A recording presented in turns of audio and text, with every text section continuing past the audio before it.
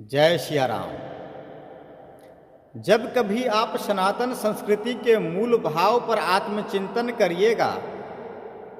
तो यह जरूर महसूस करिएगा कि एकमात्र संस्कृति है जो बिना किसी दबाव के और बिना ज़्यादा प्रसार के कोई भी ऐसा जगत में जगत नहीं है जहाँ आदरणीय और पूजनीय नहीं है और जहाँ के लोग इस संस्कृति के प्रति अपना सम्मान व्यक्त नहीं करते हैं। इतना ही नहीं, जब आप और भी आत्मचिंतन करेंगे, ध्यान देंगे और मंथन करेंगे तो आप यह भी पाएंगे कि दूसरे परंपरा को मानने वाले लोग भी इस परंपरा के प्रति आकर्षित हो रहे हैं और उनकी आत्मा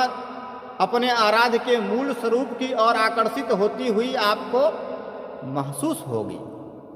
मेरे जीवन का एक छोटा सा अनुभव आपके समक्ष रख रहा हूँ। लगभग 4 वर्ष पूर्व म्यांमार बर्मा में 3 दिवसीय यात्रा पर था और वहाँ मूल सनातन संस्कृति के कई ऐसे साक्ष्य देखने को मिला और जो हमारी मूल भारतीय संस्कृति सनातन संस्कृति के शाखा स्वरूप में बौद्ध धर्म की स्थापना हुई और जो उस संस्कृति का प्रचार प्रसार उस क्षेत्रों तक हुआ, उसका भी जब अनुभव हुआ तो दोनों में काफ़ी समानताएं थी। यह कहें कि हमें तो कोई भिन्नता महसूस हुई ही नहीं। जब हम वहाँ बौद्ध मंदिर में गए और वहाँ की शांति भाव को महसूस किया, वहाँ का धैर्य संयम को महसूस किया, तो जो हमारी मूल भावना है, जो हमारी मूल संस्कृति है, उससे मुझे कोई भिन्नता नजर नहीं आई। तो जिस प्रकार परमात्मा स्वरूप का आत्मा स्वरूप भिन्न भिन्न स्थलों पर विद्यमान है, उसी प्रकार सनातन संस्कृति के मूल स्वरूप के अंश भी भिन्न भिन्न स्वरूप में इस जगत में विद्यमान है, जिसका मुझे प्रत्यक्ष अनुभूति हुआ। और जब मैंने इस अनुभूति को समझा, महसूस किया, तो मुझे एक भाव मन में आया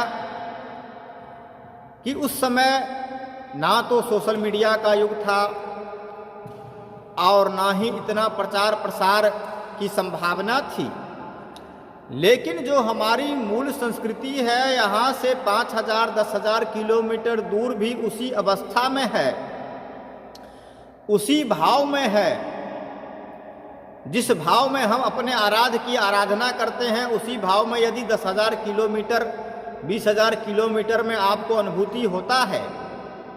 तो स्वाभाविक रूप से आप यह समझ सकते हैं कि हमारे परमेश्वर, हमारे परमात्मा स्वरूप का अंश हर क्षेत्र में, हर भाव में उपलब्ध है और वह मात्र एक भाव है जिसको भिन्न भिन्न माध्यम से, भिन्न भिन्न स्वरूप में हम पूजते हैं, अपने आराध्य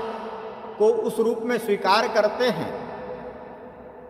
और यही सनातन संस्कृति को सबसे प्राचीन और सबसे सर्वमान्य